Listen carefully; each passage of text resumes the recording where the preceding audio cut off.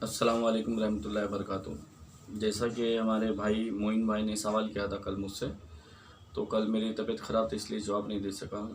कि उनका सवाल ये था कि इस तरह आरएसएस वाले और गैर मज़हब वाले किस तरह मुसलमान लड़कियों को फंसा के मुसलमान लड़कियों से किस तरह शादी कर रहे हैं। तो ये मसला ऐसा है मोइन भाई, आरएसएस तो अभी की पैदावार है, सन 1945 की, 1935 की। मगर सबसे बड़ा जो मुसलमान लड़कियां जो गैर मज़हब में जाती है शादी करती है, उसमें सबसे बड़ा मसला है पर्दे का। जब मुसलमान औरतों ने पर्दा छोड़ दिया, मुसलमान औरतों ने पर्दों से दूरी इख्तियार कर ली, उसकी वजह से सबसे पहला ये मसला पैदा हुआ कि हुज़ूर सल्लल्लाहु अलैहि वसल्लम ने फरमाया कि हया वल ईमान, हया जो है ईमान की सबसे बड़ी दलील है। ईमानदार जो रहेगा वह हया वाला रहेगा और हया वालों के पास ही ईमान रहेगा। तो हया जो है आज हमारे मुसलमानों के घरों से ख़त्म हो चुका है, जिसका नतीजा हम देख रहे हैं कि कोई आरएसएस से शादी कर रहा है, कोई बजरंग दल वालों से शादी कर रहा है, कोई दलित भाइयों से शादी कर रहा है। तो सबसे पहली बात, हमारे घरों से हया ख़त्म हो चुकी है।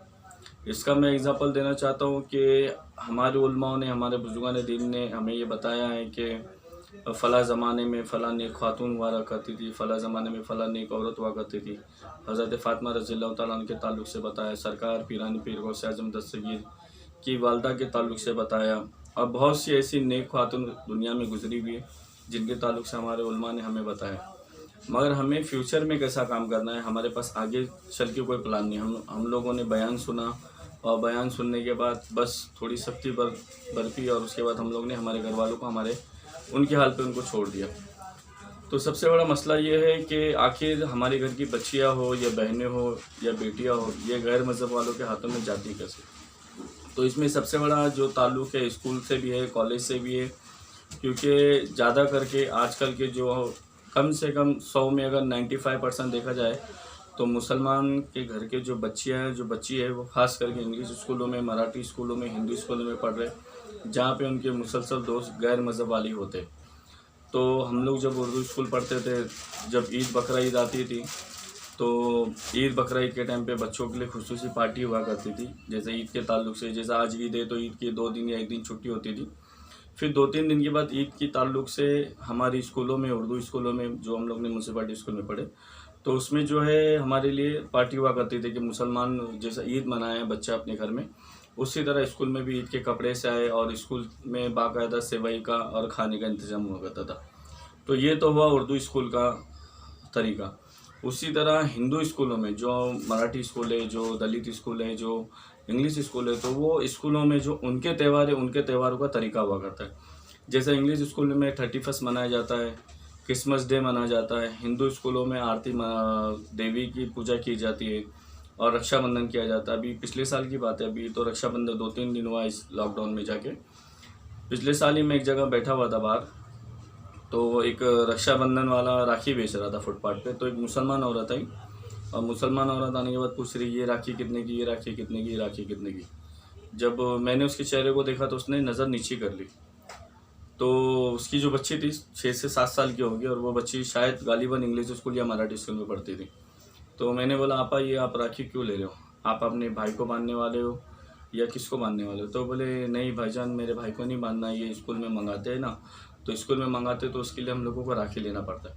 तो मैं बोला, ठीक है आपा, आज राखी मंगाए, कल के दिन, थोड़े दिन के बाद आरती की थाली मंगाएंगे, फिर आपको होली खेलने बोलेंगे, फिर आपको दिवाली जलाने बोलेंगे, फिर थोड़े दिन बाद डांडिया खेलने बोलेंगे। तो वो औरत शर्म से नज़र नीचे करके मुझे कुछ नहीं बोली, चली गई। तो ये स्कूल से जो बुनियादी बिगाड़ पैदा होता है, पहली बात। और दूसरी बात, हमारे पास आने वाले दिनों में प्लान इसलिए नहीं है, हमारे पास एक तरीका इसलिए नहीं है ना, क्योंकि हमने सोचा ही नहीं। हमने हमारे बुजुर्गान दीन अकाबिरों के बारे में सुना और हमें कैसा चलना है उसके बारे में हमने कभी नहीं सोचा। तो हमें कैसा चलना चाहिए मैं आपको इस ताल्लुक़ से बता दूँ। जब हमारे घर की बच्चियाँ जब छोटी होती है, लड़के छोटे होते हैं, लड़कियाँ छोटी होती है, जब हम लोग उसको पहली क्लास में, केजी में, सीनियर केजी में डालते, तो आपने अक्सर देखा रहेगा कि घर का एक अफराद जो है उन बच्चों को छोड़ने लाता लिख जाता है। माएँ खुसूसी अपने कंधों पे बैग लटका के बच्चों को छोड़ने आती जाती है, ठीक है, बहुत अच्छी बात है। तो ये सिलसिला बच्चा जब 7-8 साल का होता है तब तक चलता है। मगर इसके अलावा हमें जो ज़रूरी सबसे अहम काम है, जब बच्चे हमारे 10वीं के बाद जब कॉलेज जाते हैं, चाहे लड़का हो या लड़की हो, उस टाइम पे ये काम करना चाहिए कि बच्चों को लाने ले जाने का काम माँ बाप करें। या अपने दोस्त व अहबाब को दे या अपने भाइयों को दे कि भाई मेरा बेटा आ रहा है जा रहा है, आप ध्यान रखो, मेरी बेटी आ रही जा रही, ध्यान रखो। आपको अंदाज़ा नहीं हो सकता है कि बच्चे जो है कॉलेज के नाम पे बुर्का पहन के रोडों पे शरेआम अय्याशियाँ करते रहते।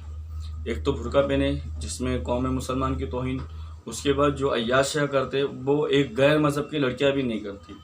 आप अगर जिस तरह भी, ये तो लॉकडाउन में स्कूल है कॉलेज बने, अगर आप स्कूल में कॉलेज चालू हो जाए तो चेंबूर स्टेशन के पास एक अम्बेडकर कॉलेज है, वो अम्बेडकर कॉलेज के पीछे स्काई वॉक है, वो स्काई वॉक के ब्रिज पे अगर आप देख लेंगे तो आपको इतनी मुसलमान लड़कियां अय्याशी करती है दिखेगी कि हाथ में हाथ डाल के खड़े हुए, फुटपाथ पे खड़े हुए। अगर उनको आप बोलो तो पूछते हैं चाचा आपको क्या करना है, अंकल आपको क्या काम है, आपसे क्या मतलब है। तो ये जिम्मेदारी सबसे पहली बात अपने घर वालों की होती है कि बच्ची स्कूल जा रही है, ट्यूशन जा रही है, कॉलेज जा रही है, तो कॉलेज का क्या टाइम है, सुबह कॉलेज अपनी बच्ची को छोड़ने जाए। अगर शेयरिंग रिक्शा से जा रही बच्ची तो 10 रुपये 15 रुपये किराया है, तो माँ बाप 10-15 रुपये किराया और लगाए, अपनी बच्चियों को छोड़ने जाए। फिर कॉलेज से छूटने का टाइम है तो अपनी बच्चियों को लेने हैं। अगर माँ बाप ये अपनी जिम्मेदारी निभाएंगे तो इंशाल्लाह आने वाले दिनों में हमारी मुसलमान बच्चियाँ जो है गैर मज़हब वालों के फसाद में, गैर मज़हब वालों के चक्करों में नहीं जाएगी। तो सबसे पहली बात ये है जिम्मेदारी अपने माँ बाप की।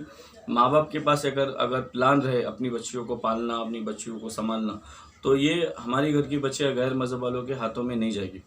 और दूसरा मसला ये है कि सबसे बड़ी जिम्मेदारी इसमें माँ और बाप की होती है। हुज़ूर सल्लल्लाहु अलैहि वसल्लम ने फरमाया कि तुम अपने लिए, अगर बीवी दोनों अपने लिए औरत निकाह के लिए चाहो तो कैसी चाहोगे कि अपनी औलाद के लिए माँ धुनो, अपने बच्चों के लिए माँ धुनो। तो जाहिर बात है जो आदमी अपने बच्चों के लिए माँ धुनेगा तो वो बेहतरीन ही धुनेगा, अच्छी धुनेगा। मगर हम जब ढूंढते तो एजुकेशन ढूंढते, पढ़ी लिखी ढूंढते, कुरान पढ़ना आए ना आए कोई मतलब नहीं, नमाज़ पढ़ना आए नहीं आए कोई मतलब नहीं, दीन से मालूमात हो ना हो कोई मतलब नहीं, बस ये रहना चाहिए कि भाई मैं ऐसी बीवी ढूंढूं कि मेरे से पैदा होने वाले बच्चों को इंग्लिश बात करना सिखाए, और मैं अगर बिस्तर में गिरूं, अगर मैं बीमार पड़ूं तो वो ट्यूशन पढ़ा के अपना घर चला ले, मुझे अगर कल के दिन कुछ हो तो मेरे बच्चों को पाल ले, मेरे घर वालों को पाल ले। ऐसा नहीं होता है।